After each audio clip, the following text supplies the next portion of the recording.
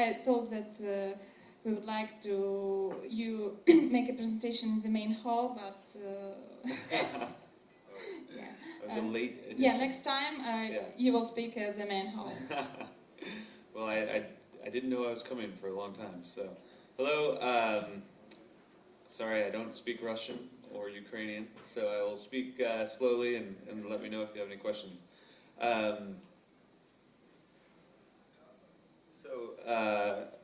I'm from 6waves.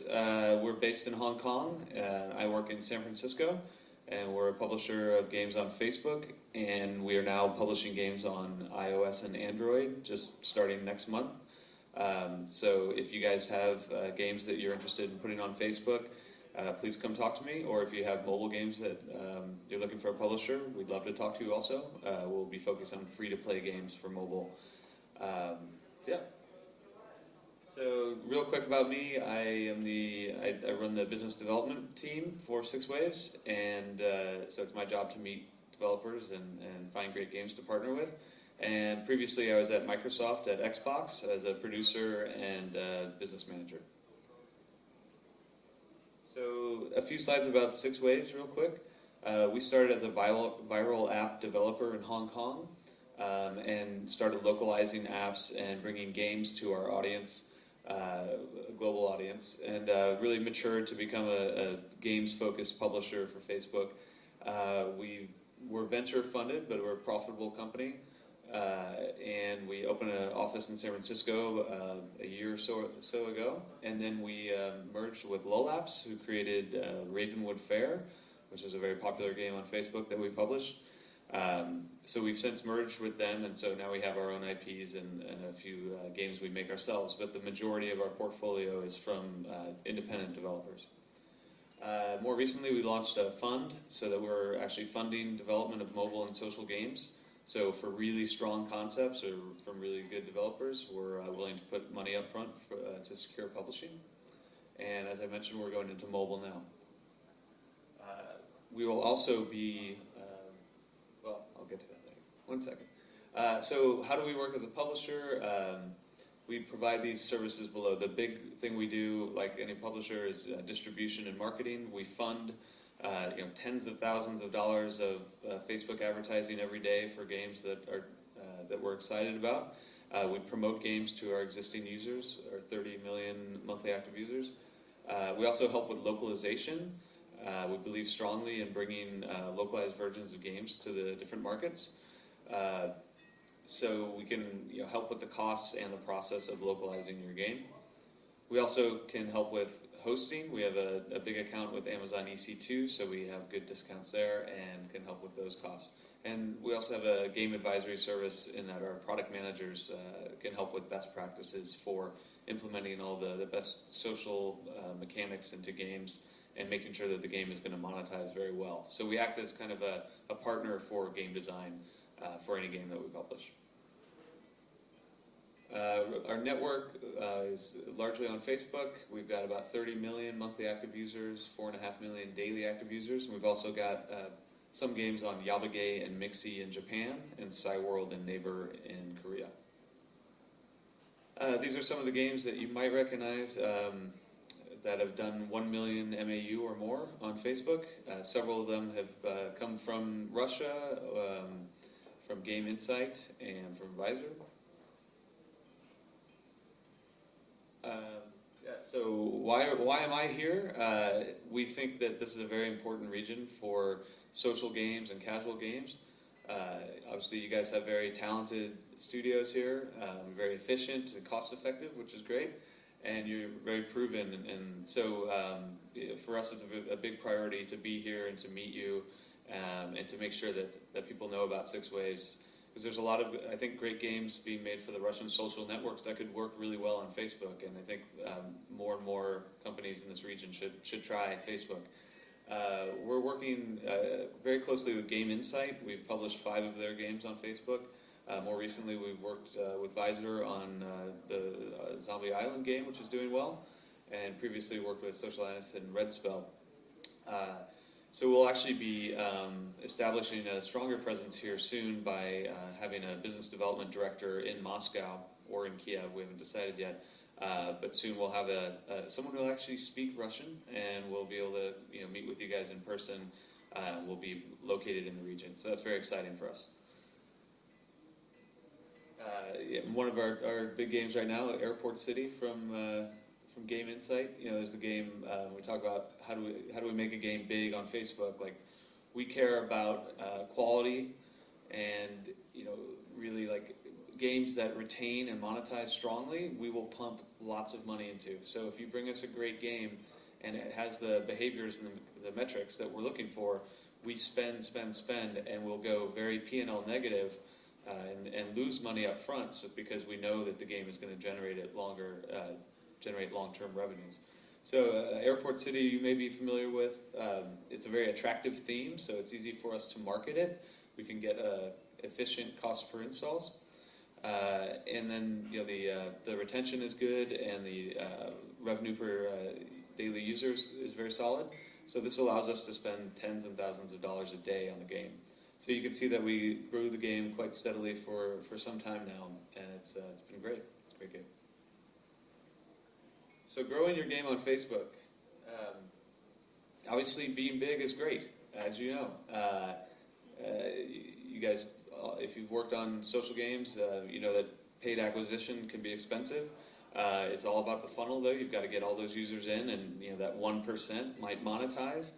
And making sure that you've got very tracked metrics so you can understand the cohorts that you're bringing in is really important. So being efficient and metrics driven, and not just the game but in the marketing, is really important to having a big game, because a company like us cannot spend lots of money if we don't think that the users are going to be retained and monetized.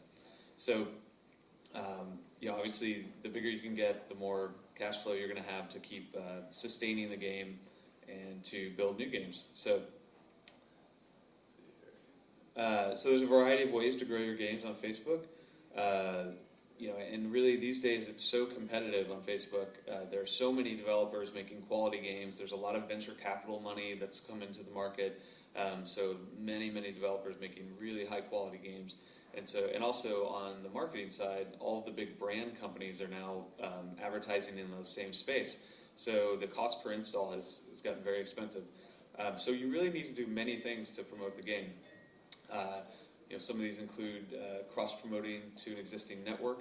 So someone like us, where we have 30 million users, we can promote the game to those users via email, via cross-sell bar, and all of the publishers will do that. And then marketing spend obviously is going to you're going to need marketing spend to get the game into the millions. Any publisher can get lots of users from their existing audience, but to become a multi-million user game, you need to spend a lot of money. As I mentioned, localization and global distribution is really important. A place like France, for instance, they monetize very well, but they want the game in French. And if you get them the game in French, they will monetize much better. So one of the things we'll do is we'll put out a game in English first, and we'll bring in users from every region, and we can see if there are a small number of people in France who are playing the game and monetizing, then we know if we put it in French, it's going to do really well. So a company like us, we have people who look after the different regions. So for instance, the Middle East, North Africa has very specific tastes. There's many things that you shouldn't promote there due to cultural sensitivity. So knowing which games to really spend localization effort on is a valuable thing to get out of your publisher. So you should demand that from whoever you're working with. Also, we're based in Hong Kong, so we have a strong history in the Chinese markets of Taiwan and Hong Kong City. So being able to get a very solid translation of your game and knowing if the game is going to be culturally relevant is important. Localization isn't too expensive, but it's just expensive enough that, and it takes enough effort that if you're not being efficient about it, it's not a good use of your time. Final thing, more companies are doing is leveraging known brands. For instance, we work on several games with TV shows and movies. We're right now publishing the Mission Impossible game for the upcoming Tom Cruise movie. So having a brand attached to your game can help in terms of getting lower cost per install. However, the brand itself won't make your game great. If the game isn't good, it doesn't really matter what brand you stick on it. So, licensing deals can be expensive, but they do have their value. On marketing spend specifically, I mentioned that it's gotten very expensive. So this is a little old now, but if you look back at the cost per click in October of 2010 for these key countries, and then you look at July 2011, they've jumped dramatically. So in the United States, it used to be 61 cents to get a click, and now it's $1.14. So that's doubled the cost. Same in the United Kingdom, Australia, etc. So if you think about how sensitive these games are in terms of monetization, and if you've only got 1% of users monetizing, it's really important that you're efficient with your marketing spend and that you retain and monetize your users effectively. The days of just putting up a game and being successful on Facebook are over. You have to be very careful. And so one of the things we focus on as a publisher is being very metrics driven related to our customer acquisition. So we track all of our cohorts. We A/B test marketing copy, we A/B test images, we look at all the different demographics of the audiences we bring in, and we make decisions every day on how to make our marketing more efficient. So so marketing spend, it's a clear-cut but expensive way to acquire users, and you've got to be very analytical and know exactly what your lifetime value is of the customers you're bringing in so that you know what your threshold is for spending on marketing. So you can come to a company like us, you can do it yourself, you can hire someone like AdParlor or Nanigans who have algorithms that can do this for you. Each of those has their benefits and disadvantages. I think using an ad outsource company is an efficient way to do it, though they're not going to give the attention to your game that someone like us or Playfish or another publisher might give you. And then if you choose to do it yourself, it's very cost effective because you don't have to revenue share, or you don't have to pay an advertising firm, but you do have to build out the expertise internally, and maybe you could use the funds to acquire another programmer or artist, but instead you have to hire a marketing person, and that person needs to get very good at Facebook marketing to be efficient. So those are the trade-offs that you face.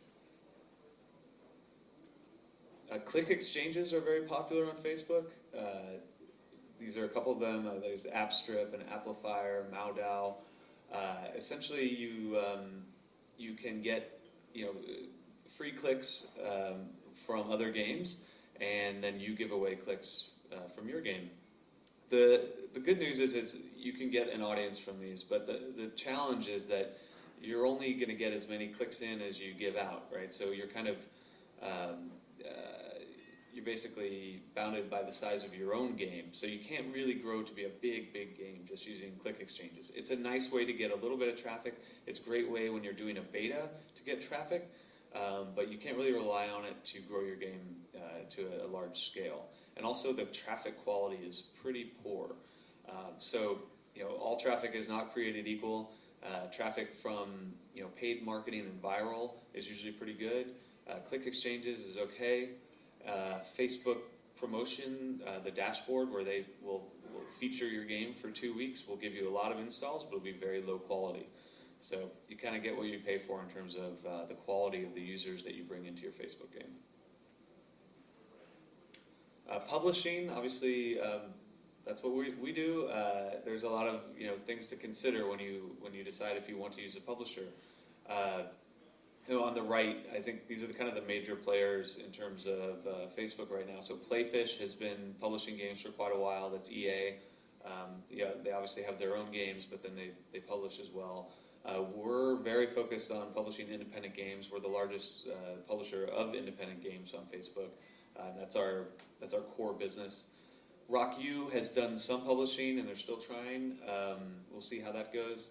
And then Playdom and Zynga are both kind of making moves into publishing, but have yet to really go after it. So, there were other companies like Digital Chocolate and CrowdStar as well.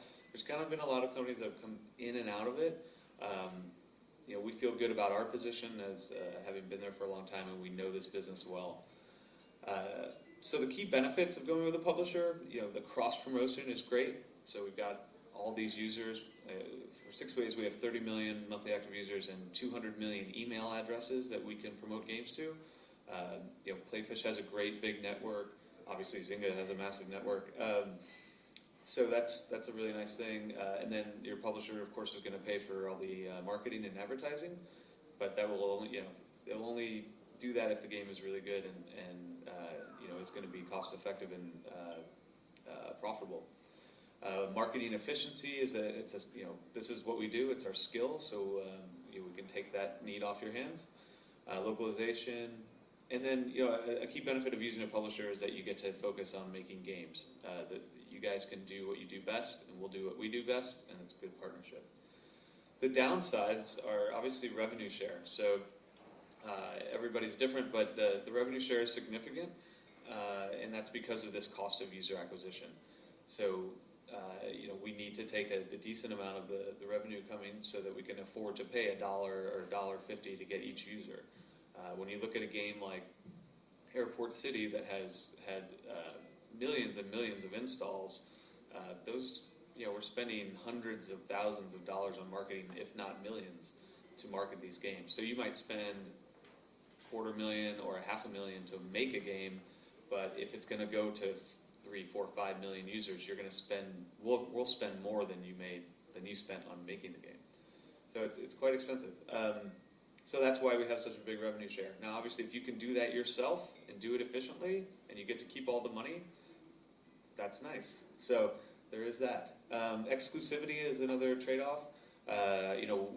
If you partner with us, we're going to want to be your exclusive partner for essentially the life of the game, because we don't want to compete with another publisher for the same audience for the same game. We'd be bidding for advertising against for the same game, so that doesn't make sense for us. So it's kind of a long-term relationship. And then one thing to consider is you are signing up with a publisher who is also publishing other games, and some of those games might be their own games. So if you go with like Playfish or Zynga, they get to keep 100% of the revenue from the games that they've made, and they've got lots of those games. So when they are deciding where to allocate effort and dollars, they look at your game and their own game, and you might suffer from that. We have a few of our own games, like Raven Sky City and Ravenwood Fair, but they're a small number. So it'll be very interesting to watch Zynga when they start doing more publishing, and to see how heavily they promote those games, given that they have a pretty big stable of their own games to promote. The other thing that's I think is really important for a studio when they're coming up and making good games to think about is, what do you want to be when you grow up? What kind of company do you want to be? If you want to be just focused on making great games, then maybe a publisher is a good partner for you. But if you have intentions of making a network yourself, or if you're going to make several types of the same, like maybe you want to make 5 different sports games, or you want to make 5 games that are very similar and will target the same exact audience. If you want to be able to do all the promotion across your different games and control that and really grow this community and network, then maybe a publisher isn't the right answer. Maybe you need to spend the money to get your own marketing person and build your own network. Some venture capitalists might fund a company and say, hey, I don't want you to just make games, I want you to become a publisher, I want you to become a platform. So those are the things you need to think about when you're signing up for publishing. But if that's not what you want to do, then a publisher is a very interesting choice to me.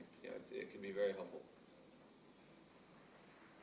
So all of those things are pointless and don't matter if you don't make a great game. So make great games. We can only do so much, right? We're a service provider. We can help take what is a great game and bring it to the masses and show the world how great your game is. But if the game doesn't retain users and isn't interesting and innovative and unique and fun and cool, then there's not that much we can do. So at the end of the day, it's all about you guys making great games, and that's why we're here, and that's how we're successful. So that's all I had. If you guys do want to talk to me, you can talk to me afterwards, or please send an email to BD Business Development at 6waves. Anybody can send us a game, link to a game, or tell us about your concept, and we look at everything. And we've published games from really big companies to companies with just 3 people in Armenia. You know, we'll look at everything. So please contact us. And as I mentioned, in the coming months, we'll have a Russian or Ukrainian person working here full time, and they'll become your contact. Yeah. Any questions? I have 3 questions actually. So the first question about audience. You have told us about how it's big, but you didn't tell us about how many women are there and how many men are there. Sure. I don't have those numbers exactly, but our audience skews a little bit female. It actually pretty much reflects the Facebook gaming market. So if you look at some of our more popular games are Raven Sky, Mystery Manor. These are very female-oriented games, like 85% female for those. But then we also publish games like Kingdoms of Camelot, which is a male-oriented game. And then a lot of the city builders, like Airport City or like Big Business, those management kind of games, they're usually 50-50 male-female. So it balances our portfolio out so that, I'm not sure of the exact numbers, but it's just slightly towards female. And kind of, as far as geography goes, it's like 25% in North America, a little bit in Latin America, and then about 35 or 40% is Europe, and then the rest is Asia. So we have a strong history, because we're based in Hong Kong, of Taiwan and Hong Kong market, but actually Europe is really strong for us. Thank you. And the second question is, what kind of assistance do you provide about localization? Because localization is not about translation only. Right. Localization is about customizing your product for your audience in the country you want to be. So for most games, we just work on translation with the partner. So the partner will get us the text strings. We'll work with a vendor to do a quality translation and get it back to the developer. In Rare, there are times where we will work with a company to bring in a third partner to actually fully culturalize and localize the game. In Japan, we've done this a few times because very specific tastes there, and there's also different networks there. Like Facebook isn't big in Japan, so we partner with some other companies over there to get games redesigned for Japan and put onto Yabage and Mixi to really tap into that market. And that's a very nice market. It monetizes well, but they do demand a very specific experience. So the people there who make the translation, they play the game. They play or just they get the strings and they just work with the strings. So for most games, they're just working with the strings. I mean, they'll see the game and to understand it, and they'll play it a little bit, but it's mostly direct translation. So only in very special circumstances do we really go and spend a lot of time and money to kind of recreate the game. But we do it occasionally. So. Okay, and the last question about the criteria to be with you. I'm sorry? Criteria. Top most important criteria for the product of the for the game to be with you, to be published with you. The most important characteristics? Yeah, criteria. What we look for in a game is, we want it to be something that we think can scale to a large audience, so it's be like kind of broad appeal and generally appealing. A good tutorial and a good UI that's very clear and manageable. How good it has to be? I'm sorry? How good it has to be? How good? Figures. What do you mean? Like monetization and retention? Let's say about the returning users. Sure. Yeah. So we kind of say that just a baseline kind of average, if 10 to 15% of your daily active users are returning, or your monthly active users are returning each day, that's good. Once you get above 15%, it's much better. But we think of 10 as kind of like the basic. And then for monetization, for a global number that blends in all the different regions, like 5 cents per daily active user is a pretty good number. If you can get to 7 or 8 cents per daily active user, that's really nice. And 10 cents is that gets fun because it's easier for us to market well. So think of 5 cents as kind of a baseline number. If you're down at 2 or 3 cents, it gets hard for us to spend a lot of money in the key regions because it's just not generating enough revenue. yeah, so I hope that helps. Thank you very much. Sure.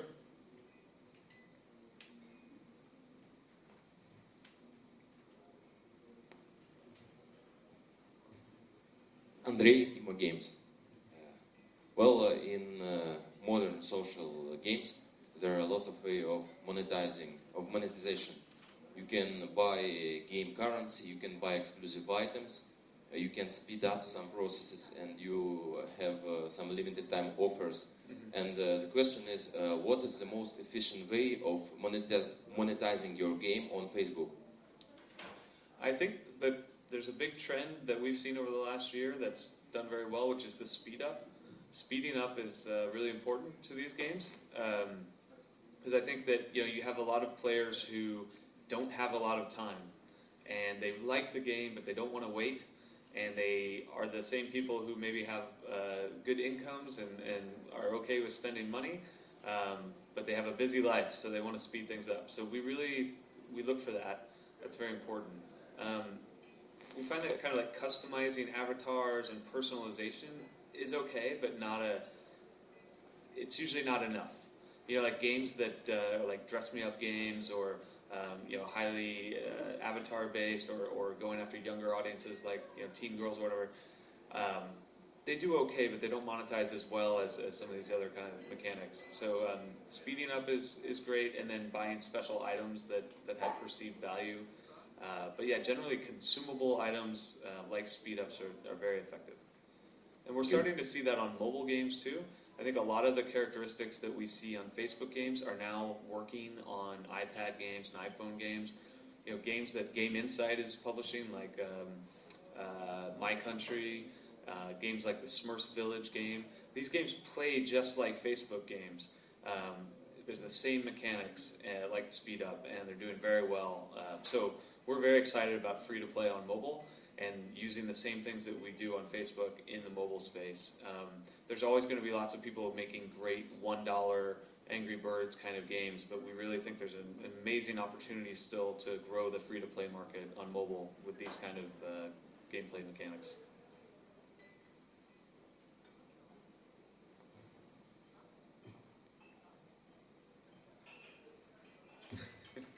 The fourth question. Okay.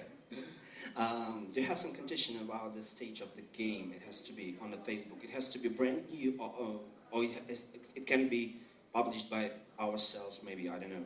Yeah, so we look at games kind of at all stages. So if you have a game that's live on Facebook, but it's still small, we're very much happy to consider that. So as long as it's 100,000 MAU or less, then that's okay.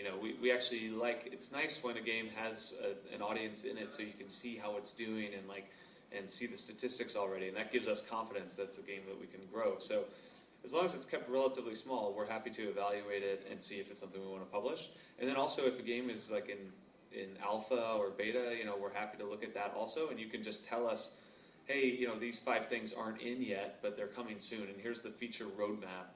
And so we can play the game knowing that those things are going to come in, and we can get a good sense for the game. So if we can sign a game early and work with you before everything is finished, that's great, because we can lend a little bit of our knowledge to you guys, and we can have like a weekly call where our product management team is giving you advice and you guys can tell us more about the game, and we can get to know you guys and work with you before the game launches. And then when the game launches, right after that, we'll see more and more of what's happening, and we'll work to improve it even further.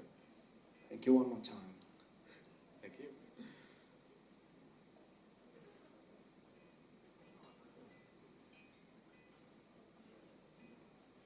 All right. Well, thank you guys very much. All right. Thank you.